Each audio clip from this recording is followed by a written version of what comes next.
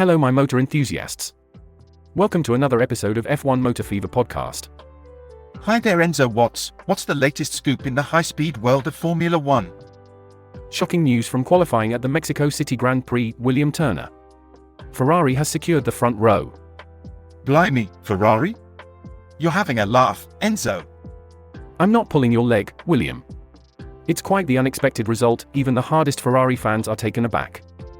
Well, that puts a cat amongst the pigeons. What does this mean for the race day? That's the million-dollar question, William. Can Ferrari maintain this unexpected performance and secure the victory? And what about our reigning champion, Max Verstappen? Max will start in third place, leaving the door open for Ferrari. But we all know his Red Bull car is a beast when it comes to tyre wear.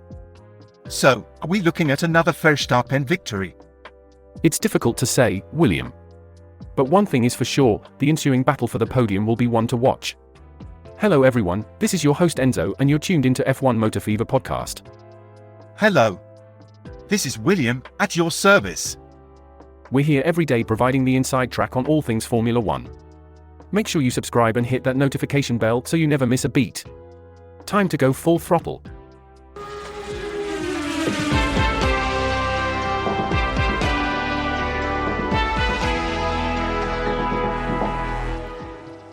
It seems like Ferrari's surprise performance in the qualifying round has certainly stirred up the Formula 1 world. Who would have thought the front row would be painted in the iconic red? Absolutely. It's not every day that we see Ferrari taking over the front row, especially with the current dominance of Red Bull Racing. The question now is whether Ferrari can stay the course and maintain this performance throughout the race. Indeed.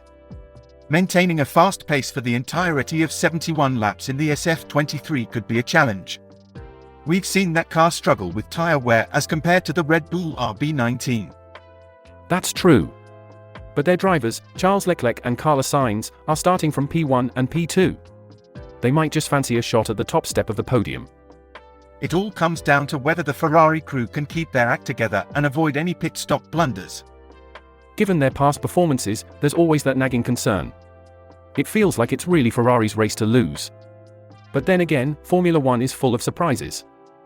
No doubt. And let's not forget Max Verstappen, starting at third. An upset Verstappen can be a formidable adversary on the track. Certainly. He would want to assert his dominance early on and leave the rest fighting for the lower steps of the podium.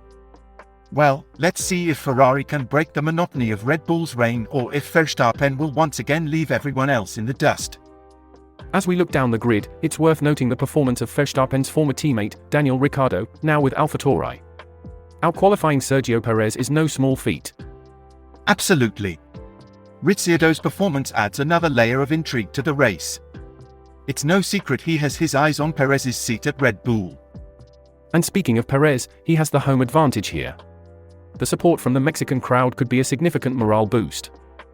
Indeed, but he'll be under immense pressure to deliver a good result, not only to satisfy the home fans but also to secure his future at Red Bull. And let's not forget about Lewis Hamilton. Despite the focus being the fight for first place, he's locked in a battle of his own. True. Hamilton and Perez are embroiled in a battle for P2 in the Formula 1 standings. It might not take center stage, but it's a crucial fight for them. Now, looking at what's happening further down the grid, one can't help but wonder what's going on with McLaren. Their performance seems to be lagging. Yes, and it will be interesting to see how their drivers, Oscar and Lando, fare from P7 and P18, respectively. There are certainly a lot of dynamics at play. From the performance of the Williams and Alfa Romeo teams to the seeming invisibility of Aston Martin and Alpine. And let's not forget about Haas.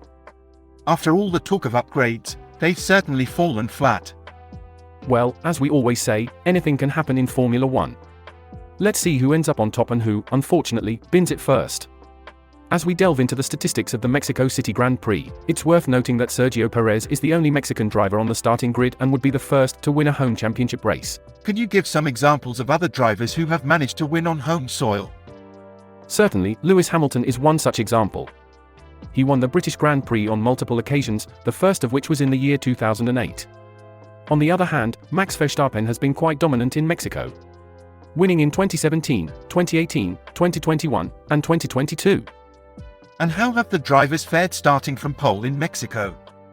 Interestingly, the race was won from pole position in 2015, 2016, and 2022. However, Hamilton managed to defy the odds in 2019. Despite starting third on the grid, he emerged victorious. I see. So starting from the front row isn't always a guaranteed win. Exactly.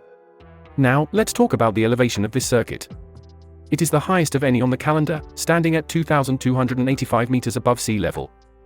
How might that impact the race and the drivers? The high altitude can influence the aerodynamics of the cars, and it might also affect the drivers' physical conditions due to the thin air. But these Formula One drivers are trained to handle such conditions.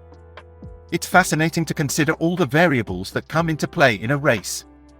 You never know what might tip the balance. Returning to our statistical deep dive, let's look at the podium appearances. 6 teams and 11 drivers have made it to the podium this season: Red Bull, Alpine, Aston Martin, McLaren, Mercedes, and Ferrari. Could you give us an idea of the drivers with the most podium appearances? Certainly, Verstappen has been a frequent face on the podium. He's only missed out once since Brazil last November. In fact, in 2021, he set the record for most podiums in a season with 18, and he's already had 17 this year. That's an impressive record. How about fastest laps? 8 different drivers have had the fastest lap this season, including Verstappen, Perez, Hamilton, Alonso, Zhou, Russell, Piastri, and Tsunoda. Tsunoda's fastest lap in Austin was only the third by a Japanese driver in F1. And there's also the matter of milestones, isn't there? Absolutely. Verstappen took his 50th career win last weekend and could join Alain Prost at equal 4th on the all-time lists if he wins in Mexico. Moreover, he could set a record for the most wins in a season, having already equaled his 2022 haul of 15. And what about Lando Norris? Good point. Norris is just one podium away from equaling the retired German Nick Heidfeld's record of 13 top 3 finishes without a win. It's an unfortunate record, but Norris has shown immense talent and consistency throughout. It's clear that there's history being made in every race. We'll just have to wait and see how these narratives unfold in Mexico City.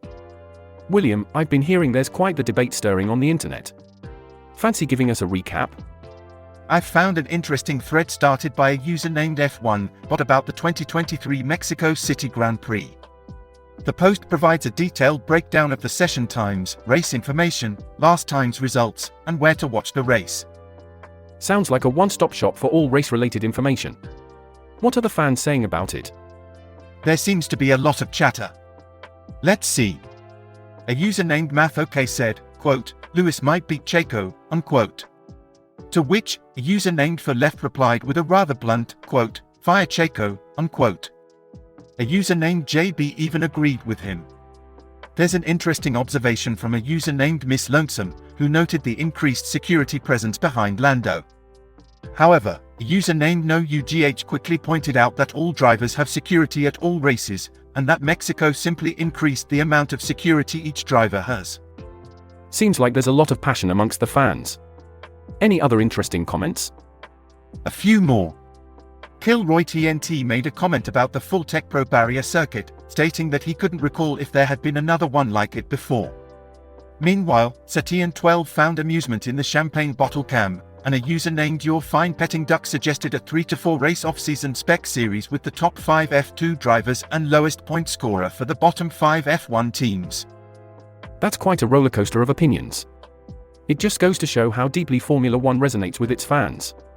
The chatter is all part of the excitement, isn't it? Absolutely, and it's always interesting to see how fans react to the developments in real time. Well, that's all we have for today's episode of F1 Motor Fever podcast. We've covered some fascinating stats and delved into the nitty-gritty of team tactics and driver performances. We hope you found it as engaging as we have. Remember to subscribe and activate notifications so you don't miss out on any of our episodes. We love hearing from you, so drop us a comment and share our podcast with your Formula One loving friends and family. Every little helps to grow our F1 community. And let's not forget to mention, we air a new episode every day, so there's always something fresh for you to sink your teeth into. There's plenty more where today's episode came from, so keep an eye out. We're grateful for your support and look forward to sharing more insights, discussions, and some good old F1 banter in our next episode. Remember, Enzo and William, pedal to the metal, keep your gaze on the road, our channel's content is pure gold.